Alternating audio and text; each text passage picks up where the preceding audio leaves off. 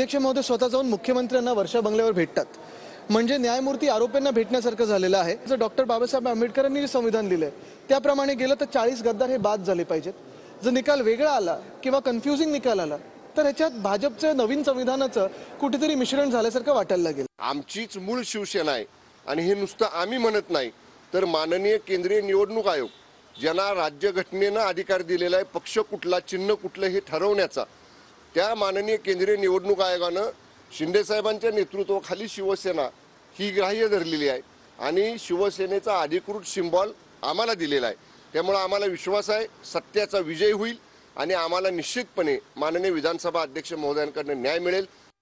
पण शेत खात असेल तर न्याय कोणाकडे मागायचा हा प्रश्न आहे।